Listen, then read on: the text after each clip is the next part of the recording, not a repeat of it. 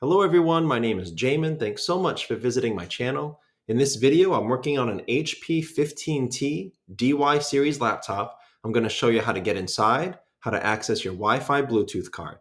So first thing, power down your computer, make sure that it's off and unplugged from your charger. We're then going to flip your computer over to access the bottom case screws. Now there is a long rubber foot on the top of my screen and the bottom of my screen shown by the blue arrows. You're going to have to take those up to access 3 screws under each one. To get those up, you're going to use a small, very flat pry tool. They're only held on by double-sided tape, so you will be able to carefully, slowly pry them up. If you go too fast or bend it too much, it is possible to break them since they're just rubber. If you do break them, you have the option of buying a new one to replace it, or you could just use it broken. If you split it in half, you still have to put down the whole thing with double-sided tape, so you can just put it down broken and it should still work fine. After you get all of your screws up, if you flip the computer over and look at your keyboard or your palm rest area, you'll see a seam in the computer at the edge of your palm rest and your bottom case. That's where you're going to use a small flat pry tool to slowly pry up the palm rest from the bottom case. You're going to go all the way around nice and slow. Don't put the pry tool too far in. You could damage some internal components. Just keep it on the edge and pry up that palm rest from the bottom case. Once you do, this is what you're looking at for the inside of your computer. Now, as a general computer repair side note, guys, when I'm working on a computer in my shop, it's sitting on an anti-static mat.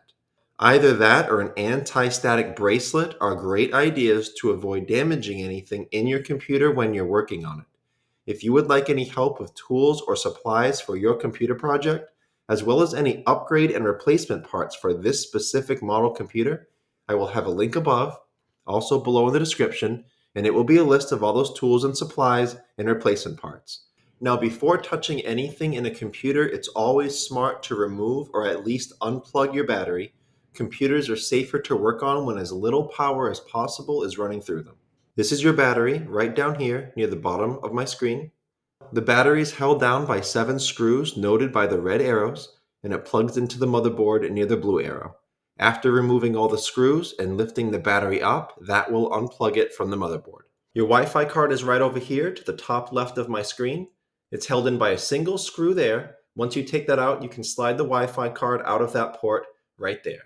Now, this Wi-Fi card was an Intel model AX201NGW. I will have all the Wi-Fi card specs below in the description for your reference, but I will also have a Wi-Fi card replacement option in that list I told you about with all of the tools, supplies, and replacement parts for this model computer.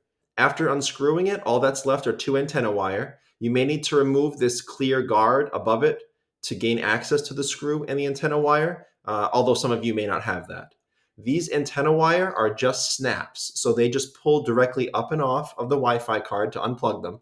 However, they do need to be at a perfect 90-degree angle to snap back on, and you are strong enough to damage them if they're not at the right angle and you force it. So just go slow, be patient. It could be a pain in the butt if you're not used to it, but you will be able to get those on. As a side note, if you are in your computer already, check out right under your Wi-Fi card. This is your RAM. RAM is an extremely important part of the speed and performance in your computer. If you want more information on how to upgrade your RAM, check out the video that pops up when this one is done, and I'll explain more about that in that video. If you have any questions, check out the FAQs in the description. It could save you time getting an answer. If you need to leave me a question or comment, please do. I try to get to those a couple times a day at least. Thank you so much for watching, everyone. I look forward to seeing you on my next video.